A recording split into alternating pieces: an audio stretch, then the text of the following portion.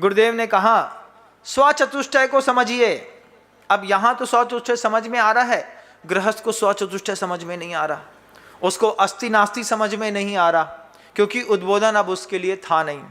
उद्बोधन तो था साधुओं के लिए, गृहस्थ सिर्फ सुन रहा था। गुरुदेव से ऊपर जाकर के कहा आप ऐसा बोलते हैं मंच में कि आधे लोगों को समझ में नहीं आता। तो बोलते हैं इतना तो समझ में आता है कि उनको समझ में नहीं आता और हमको समझ में आता है। बोले हाँ अपन को तो आता है, उनको नहीं आता। वो क्या लेके जाएंगे? गुरुजी से पूछा। बोले वो श्रद्धा और विश्वास पूरा लेकर के जाएंगे। जिस शब्द को समझ नहीं पाते उस शब्द में गृहस्थ श्रद्धा बहुत करता है। स्वचतुष्टय की ओर देखो तो स्वद्रव्य स्वक्षेत्र स्वकाल स्वभाव को देखो।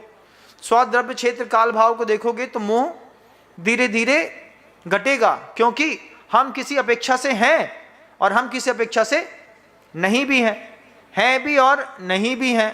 अवक्तव्य भी हमारे जीवन में बहुत है, स्याद अवक्तव्य भी बहुत है, अस्ति रूप में, नास्ति रूप में, अस्ति नास्ति रूप में।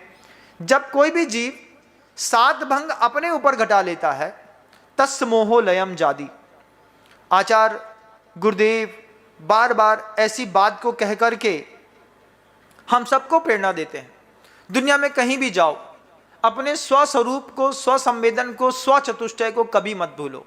जब कभी भी हम पर चतुष्टय में जाते हैं, पर चतुष्टय में पर द्रव्य को देखते हैं, पर भाव को देखते हैं, पर काल को देखते हैं, पर क्षेत्र को देखते हैं, तो फिर दर्द होता है कि नहीं?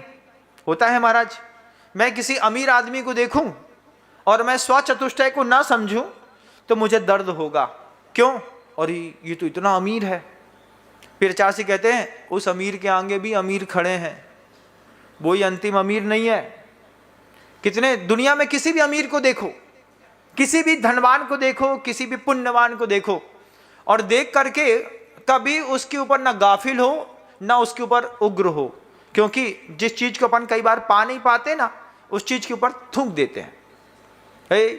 जैसे घर के अंदर मान लो किसी के यहाँ BMW आ जाए, आगज आ जाए, लिम्बोर्नी कार आ जाए किसी घर में 4 करोड़ वाली, तो वो क्या बोलेगा? अरे 2 नंबर की कमाई है, हमके पता है सब हराम का पैसा है। ऐसा बोल करके अब तुम्हारी तो हैसियत है नहीं कि तुम 4 करोड़ की लिम्बोर्नी अपने घर के सामने खड़ी कर लो। अब जिसने खड़ी कर ली तो पर चतुष्टय की ओर दूसरे की अगर दृष्टि जाएगी तो उसके किसी भी द्रव्य की सिर्फ उपेक्षा करेगी। आप देख लीजिए, घर के अंदर ही है, बड़ी बहू लाए थे हीरा ढूंढ करके, बहुत अच्छी थी। जब लाए थे तब कितनी थी? इसके ये हमारे यहाँ की लक्ष्मी है, ये सरस्वती है, ये गंगा है, ये जमुना है, ये सावित्री है, ये गोदा है। फिर बाद में जैसी 2 नंबर की बहू और सुंदर आई तो गोदा बोधा हो गई। बोले ये बोधा है, जो भी है ये है। अब इतनी प्रशंसा, परिवार वाले झूम गए दूसरे नंबर की बहू के ऊपर।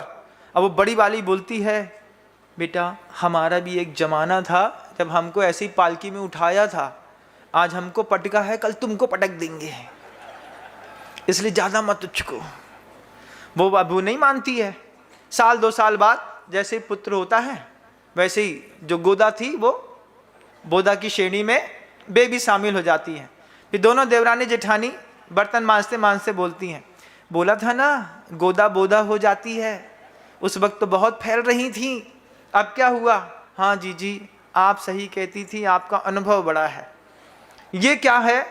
पर चतुष्टय की ओर देखते हैं तो राग द्वेष होता है, लेकिन मोह घटाने का सबसे अच्छा उपाय है स्वचतुष्टय की ओर देखिए।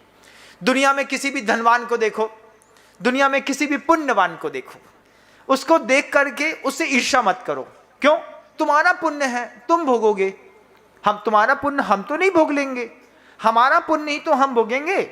जैसे मैंने द्रव्य का दान दिया है वो आनंद मैं ले रहा हूं, आपने जैसे द्रव्य का आनंद दिया, दान दिया है, आप उसका आनंद आप ले रहे हैं। अब आपके आनंद में मैं दृष्टि डालूं तो मेरा आनंद बाधित हो जाएगा।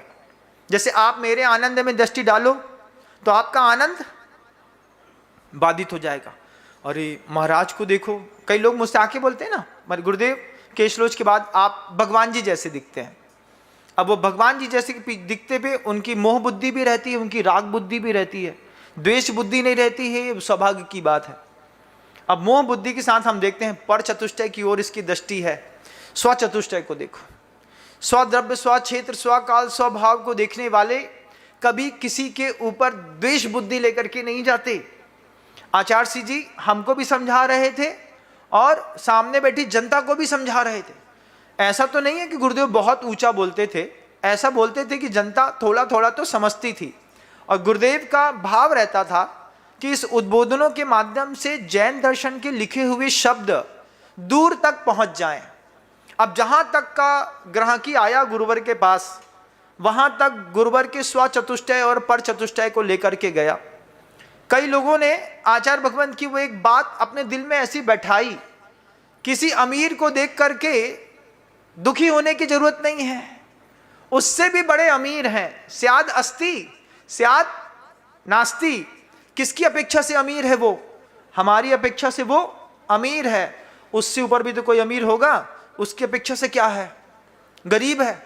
अभी जितने भी लोगों को संसार में आपने देखा है, ये जितने भी अमीरी की शानो शौकत झोंकते हैं, झांकते हैं, एक बार बंबई में जाकर के 400-400 करोड़ के बंगले वालों को देख लो, जिनकी भी अमीरों के होश हैं, सब ठंडे हो जाएंगे। जय जिनेंद्र, अगर आपको मेरी वीडियो अच्छी लगती है तो प्लीज़ मेरे चैनल को सब्सक्राइब करिए, लाइक करिए, शेयर करिए। इसी तरह से अपना प्यार मुझे देते रहिए।